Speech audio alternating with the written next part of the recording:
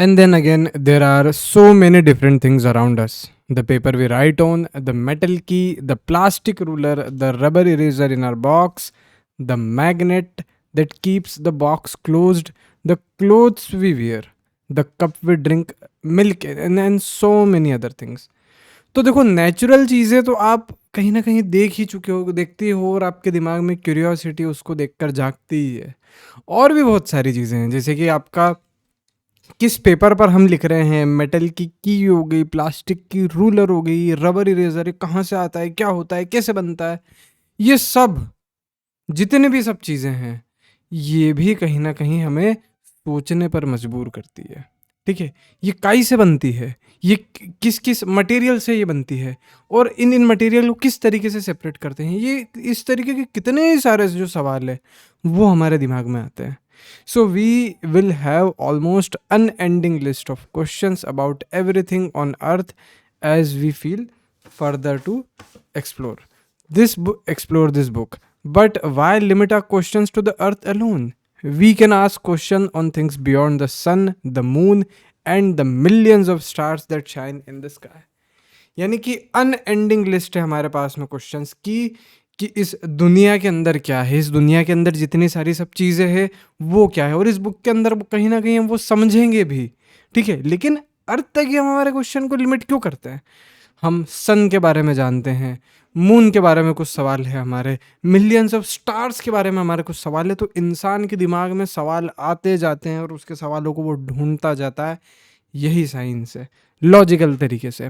So whether you learning about the structure of a leaf, discovering how things move, और separating the skin of a peanut seed, we hope each chapter of this book will ignite your spirit of inquiry and hopefully you will have lots of questions in your mind. यानी कि कहीं ना कहीं ये जितना भी leaf structure है, या फिर कहीं ना कहीं आप ये देखोगे कि आप लीफ का स्ट्रक्चर पढ़ रहे हो, किसी पीनट स्किन को सेपरेट कर रहे हो, इस चैप्टर में, इस बुक के अंदर आपकी जो स्पिरिट है इंक्वायरी की, कहीं ना कहीं वो एक उभर के आए, वो एक कॉन्फिडेंस से आप क्वेश्चन पूछ सको और उसके सवाल ढूंढ सको।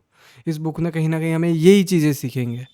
अब आपके दिमाग में होपफुली के बहुत सारा धीरे धीरे क्वेश्चंस आ रहे हैं। हमें किस तरीके से सोचना है, हमें हर बात में सवाल पूछना है, यही साइंस हमें सिखाता है। So even though you may not realized, you have already been finding answers to many of your questions. Suppose your pen stops writing, what would you do? You would ask yourself the question, why did my pen stop writing? You might guess that the ink is finished, है ना? अब एक example ही अगर हम लें, ठीक है, या फिर कह सकते हैं कि हम भी कहीं ना कहीं जो साइंस है, एक साइंटिस्ट की तरह हम भी कहीं ना कहीं एक खोज कर रहे हैं। ठीक है, अब एक एग्जांपल ले लेते हैं कि आपका पेन जो है वो लिखना बंद कर देता है। तो आपके दिमाग में सबसे पहले एक सवाल आएगा कि यार ये जो पेन है, इसने दिमाग मतलब इसने जो लिखना है वो बंद क्यों कर दिया? अब आप जैसे ही आपका पेन लिखना बंद करेगा, आपके दिमाग में सवाल आया, तो आप कुछ उस सवाल के ढूंढने के लिए गेस करोगे कि यार हो सकता है कि हाँ, इस पेन की जो इंक है वो ख़त्म हो गई है। ठीक है, अब आपने कुछ गेसेस दिए, कुछ गेस दिए। अब आप चेक करोगे कि सही में इसकी इंक ख़त्म हुई है या फिर कुछ और प्रॉब्लम है। ठीक है, पहला गेस आपका आया कि हाँ भाई, इंक ख़त्म हो गई। अब फिर आपने उस गेस को कंफर्म करने के लिए अपने उसकी रिफ़िल निकाल के देखी। अब आपने एक चीज़ अगर नोटिस करी होगी कि हाँ, अगर रिफ़िल उसकी, या फिर कह सकते हैं रिफ़िल की इसकी इंक ख़त्म हो गई होगी, तो हाँ, आपका गेस सही है, आपको आपके सवाल का जवाब मिल गया। ठीक है, अगर इसकी इंक है जो वो है भरी हुई है, तो फिर आप कुछ और चीज़ ट्राई करोगे कि हो सकता है कि इसकी निब जो है वो ख़राब हो गई हो सकता है कि जो इंक है ये सूख गई हो। ठीक है, तो साइंस भी कुछ इस तरीके से ही काम करता है कि आप सबसे पहला आपके दिमाग में सवाल आता है, उस सवाल से रिलेटेड क्या उसका जवाब हो सकता है, आप कुछ आंसर गेस करते हो, और फिर आप उस गेस को कहीं ना कहीं सही प्रूफ करने के लिए फिर एक प्रैक्टिकल करके देखते हो, उसको चेक करके देखते हो, है ना? आपके चेक करने पर अगर वो गेस सही है, तो हाँ, ठीक है, आपको आपके सवाल का जवाब मिल गया।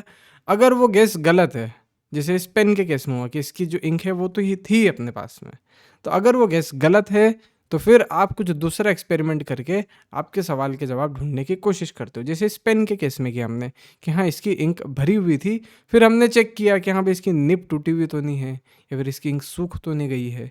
ये दूसरे कुछ सवाल। तो इस तरीके से ही जो साइंस है वो वर्क करती है। एक साइंटिफिक तरीका जो है वो वर्क करता है।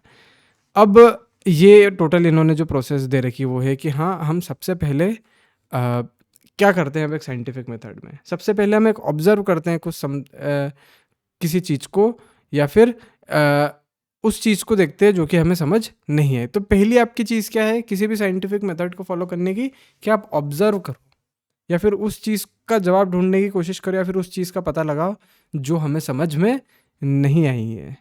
ठीक है, फिर उसके बाद उससे रिलेटेड एक क्वेश्चन खुद से पूछो कि हाँ, इसका अगर नहीं है तो इसका क्या हो सकता है, तो क्या जो है वो लेके आओ आप।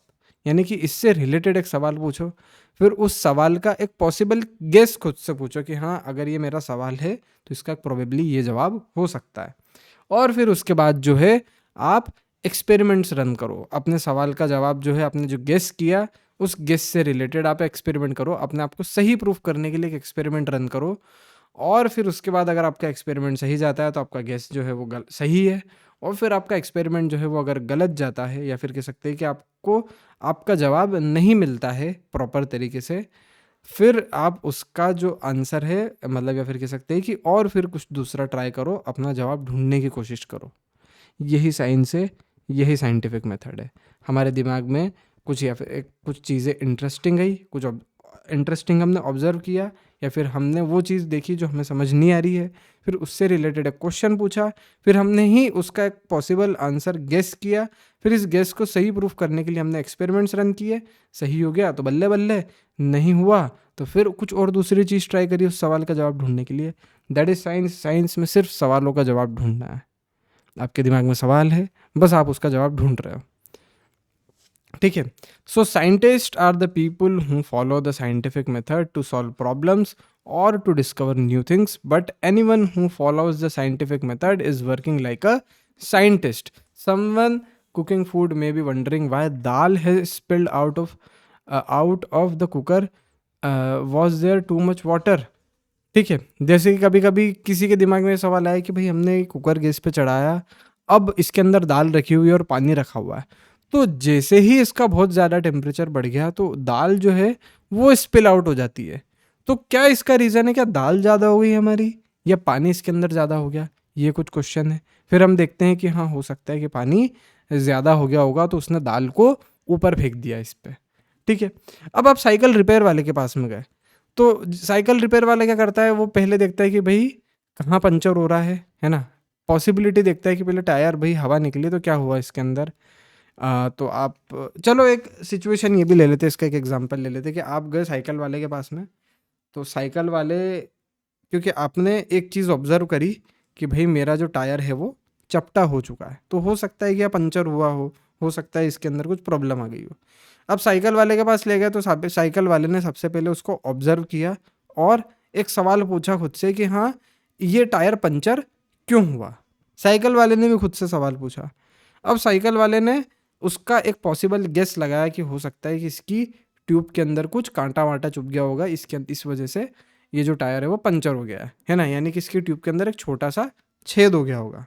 अब फिर क्या होता है कि जो ये छेद है उसको ढूंढने के लिए ये जो साइकिल वाला है, या फिर अपना जो इसका जो गेस है उसको कंफर्म करने के लिए साइकिल वाला फिर एक्सपेरिमेंट रन करता है कि टायर की जो ट्यूब है उसे पानी में डुबा डुबा के देखता है। फिर जहाँ से इसे हवा निकली वहाँ से इसे पता लग जाता है कि हाँ, यहाँ से हवा निकल रही है। बस फिर उसके बाद क्या होता है, साइकिल वाला अपना काम कर देता है, पूरा एक्सपेरिमेंट से उसे पता लग जाता है और फिर उसके बाद वो इस चीज़ का सॉल्यूशन ढूंढ लेता है कि हाँ, इस जगह छेद हो रहा है, इसलिए साइकिल का टायर फ्लैट हो गया है, इसकी हवा निकल गई है। तो ये भी एक तरीके का साइंटिस्ट है, ये भी एक टाइप की साइंटिस्टिक या फिर कह सकते हैं कि साइंटिस्ट्स भी इसी तरीके की चीज़ों, इसी तरीके की मेथड्स को फॉलो करते हैं। तो अब आप ये चीज़ देख रहे होंगे या फिर कह सकते हैं कि आपको समझ में आ गई होगी कि मैं समझाने की क्या कोशिश कर रहा हूँ। ये जो बुक है क्यूरियोसिटी जिसका नाम है, ये हमें समझाने की क्या कोशिश कर रही है। इसका सिर्फ ये एक मोटो है कि आने वाले जो चैप्टर्स है या फिर आपकी आने वाली जो लाइफ है उसमें हमारी अप्रोच क्या होनी चाहिए, हमारी डायरेक्शन क्या होनी चाहिए कि हम किस तरीके से जो साइंस है इसे पढ़ेंगे। ठीक है, चलिए अब आगे देखते हैं इसमें।